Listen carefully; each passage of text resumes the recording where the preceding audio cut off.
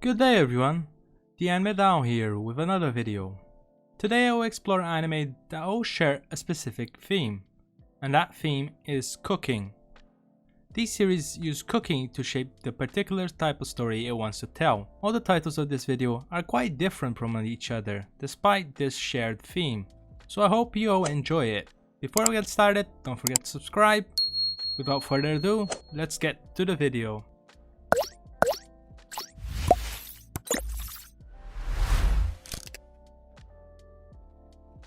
First, we have Shuka Ichiban. Shuka Ichiban is an interesting one.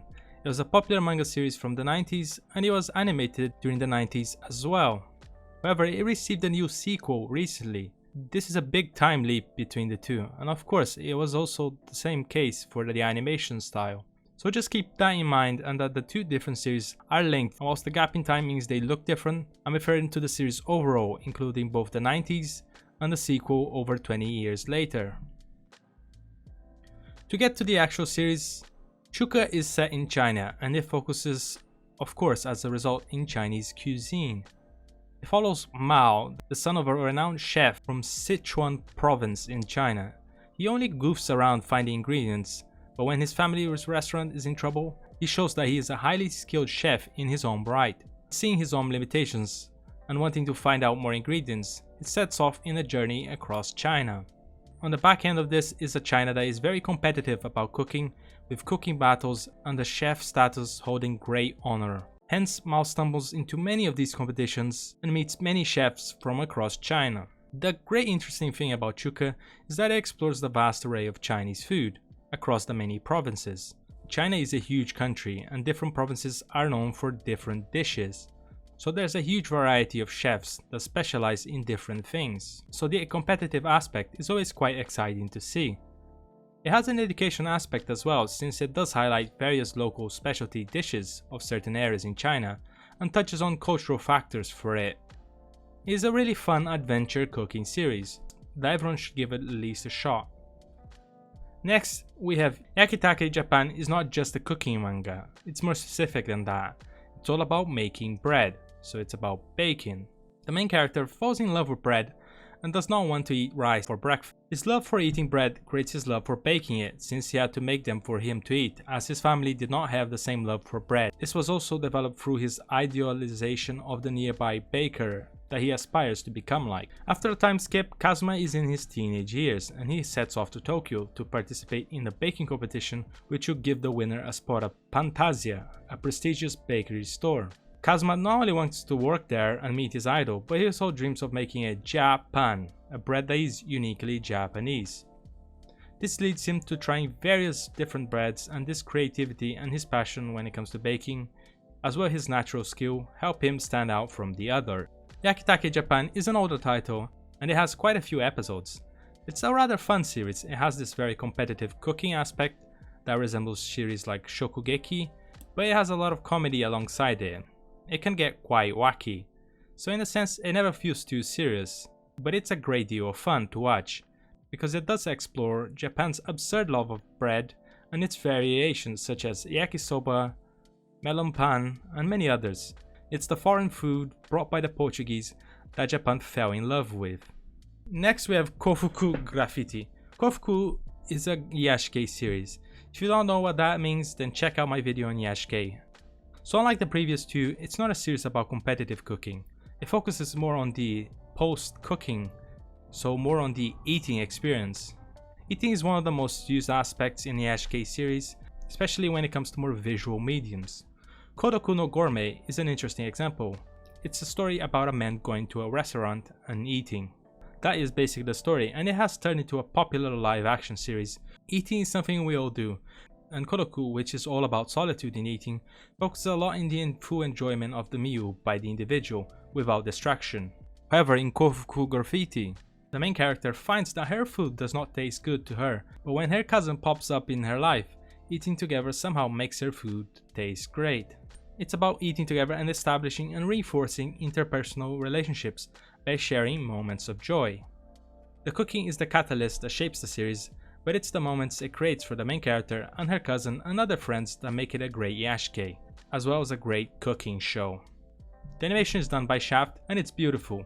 The food looks great and the action of eating is also so expressive, it really highlights that the meal is delicious. It's a great watch for any fans of the Yashike series. Next, we have a Chinese series. In this one we follow Lin Ke, a small restaurant in modern-day Beijing. Take a note of the setting because it is relevant to the story. The story starts off with Lin Ke in a battle jeep, which gets blasted and he sees his fellow soldier die at the hands of what seems like enemy soldiers.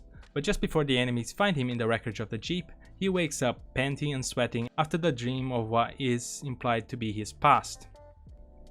This is relevant of course, but it's more of a build-up of Lin Ke's character.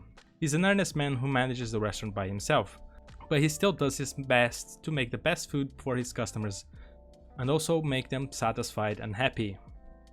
Keeping them happy can mean many things. Lin Ke, for instance, takes specific requests for foods and even delivers himself. However, what he does best and what this series really focuses on is the troubles faced by a certain customer in their own specific episode. These troubles are usually day-to-life occurrences such as family troubles, work-related issues, and mental health issues, and so on. Lin Ke's role is not in solving the issues, but more in being a source of support for them, as they come into the restaurant and he serves them a meal and gives them level-headed advice. The importance of the setting of modern-day Beijing is important here because of some of these issues can seem a bit different, and that's because due to the show's social aspect, it explores many cultural norms. These norms can be quite unusual for a Westerner, but if you're curious enough to research, it'll be quite satisfying to learn about. In short, this series has a rather simple basis, but I found the animation, even if a bit stiff, to be very beautiful. But it's Delight's animation first production project, so I'll cut them some slack. Besides, I found the stories to be very real and the lessons from it resounded well, so overall a very enjoyable watch. The cooking aspect is not as important as other series in the list, but it still does have a standout role, as Lin Ke makes various famous dishes from different provinces in China, depending on where his customers are from. Which is another element with Beijing, as it gathers around many people from different provinces due to its economic center position. Lastly, we have Cooking with Valkyries, a short series with a runtime of only 5 minutes, that I have talked about before. It is however a rather interesting series, focusing around cooking with the characters from the game Honkai Impact. The series is rather simple, there's no story per se, but it focuses on a specific character in each episode, and a particular dish. It is an incredibly pleasant cooking Yashike series. It's a lot different from Kofuku Graffiti, even if it has a similar theme. Cooking with Valkyries varies in mood more significantly, probably because it has a larger cast of characters. Whilst I have not played the game, I know every character has their own past, so some episodes could be more melancholic, whilst others more comedic, depending on the type of character. I also really like how the ending has the recipe and the preparation guide for the dish in the episode. It's a nice touch that makes you want to try to make it. It is an incredibly appealing series for even people that are not fans of Honkai Impact like me. It does make you feel a bit clueless as a start because the series seems to take it for granted that you know the characters, and that is probably its only issue. But you do grow to know the characters through the episodes themselves, so it does not feel as worse as it could have been.